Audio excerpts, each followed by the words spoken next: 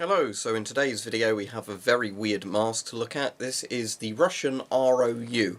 Now basically this is kind of a gas mask, but not really. It's a filtration sort of mask basically, where the filters are built into the mask itself, which is pretty cool.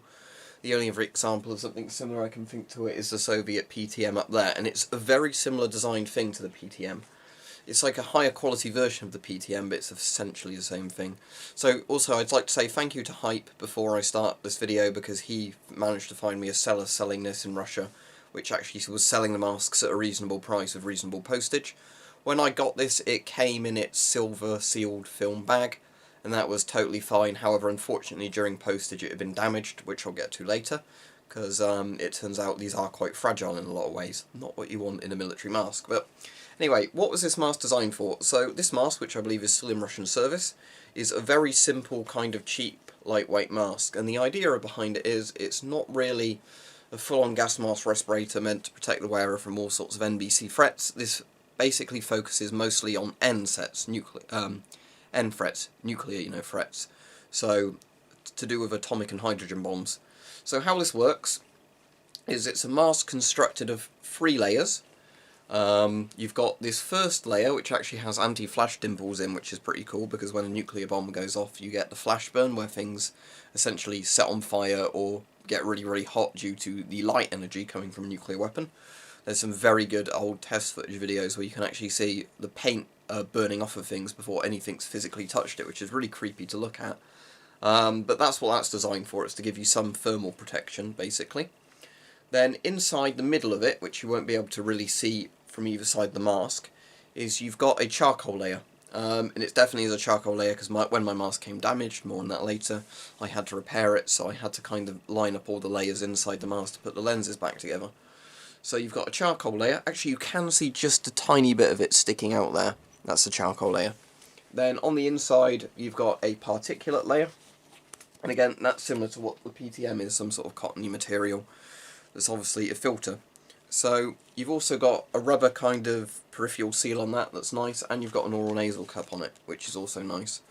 So it says POY POC free there. Also, a slightly bizarre thing of this, it's got a kind of tartan style pattern on the inside of the head harness. Why, I don't know. So it's a 5-point head harness, which is very simple. It's just got these clips where, like a lot of sort of 3M style half face masks have, you pull a bit of elastic through, then you release a bit of the clip if you want it to come out.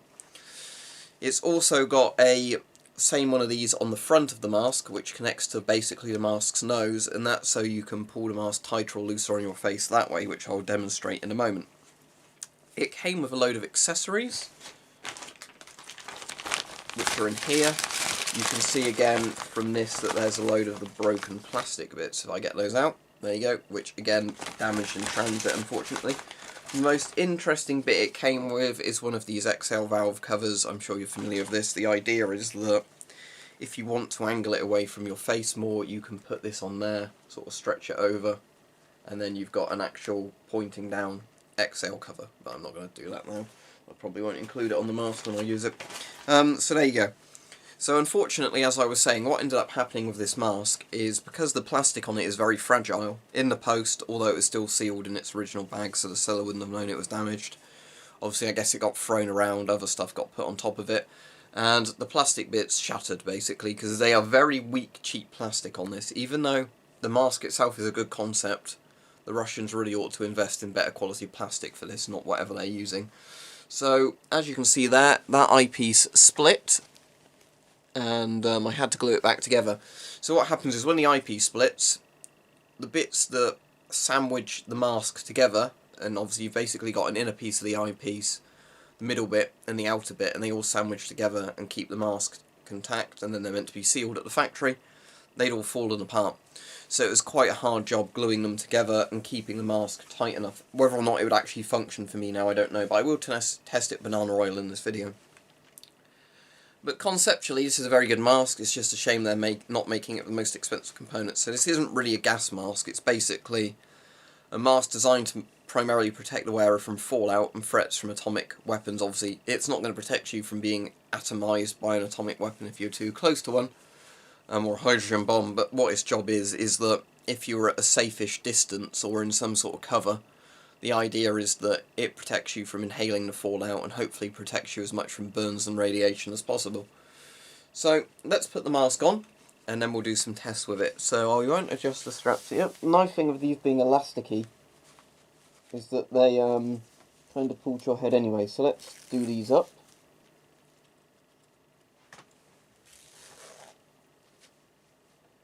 This is actually quite a comfortable mask. The reason being that it's obviously all the soft fabric. So you can see there's the mask itself to my face, one of the very few camouflaged masks I've got. So if you tighten that, as you can see, all that does is it kind of adjusts how on that bit. Let me loosen and tighten this one so you see what it does.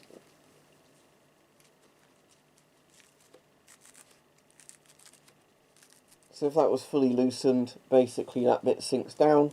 As you tighten it, the nose bit gets pulled up. Pretty straightforward.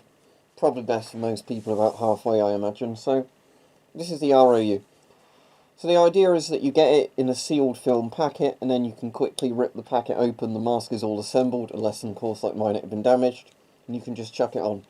The mask itself is the filter, so the mask obviously expires, but it's basically kind of a very lightweight mask that's meant to be carried on soldiers or police or whatever, so they can throw it on when it's needed. Right, now let's test it. So here's the banana oil isomyl acetate, which smells very strongly. Where I've had to repair this, I don't know if the eyepiece is going to keep it together well enough, but let's see. Because in theory, the charcoal layer inside is meant to protect you from sort of dangerous fumes, I guess, from the fires after a nuclear attack.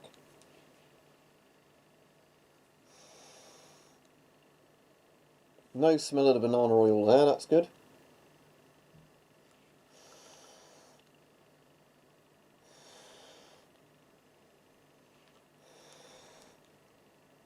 I can definitely smell it coming through this bit.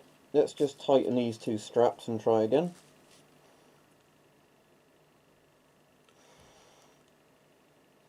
Can't smell it now, that's good.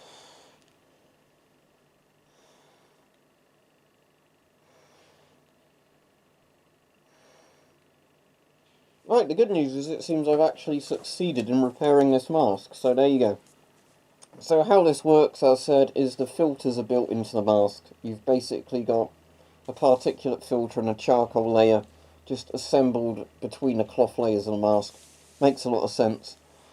But as I said, this is a disposable style mask. It's not really a gas mask, it's a disposable fallout respirator, I guess you could say. As I said, it's basically an upgrade to the PTM design. The idea that you have a foldable fabric mask that offers a lot of protection. So yeah. This is a cool thing, don't get me wrong. I think what they've done with this is quite clever. However, as said, there is a major fault with it, which I hope the Russians learn from to save people's lives. And that is that the plastic is of incredibly low quality around the eyepieces. When you have a respirator, and you should go out saying that people's lives rely on, especially if it's one that's meant to be carried around in kit bags all the times, where it isn't going to get, treated with the most care, because you can't blame people who have to carry a load of equipment all day, every day, to, constantly keep it in good condition. It's just not a good assumption. Soldiers will be soldiers and what have you.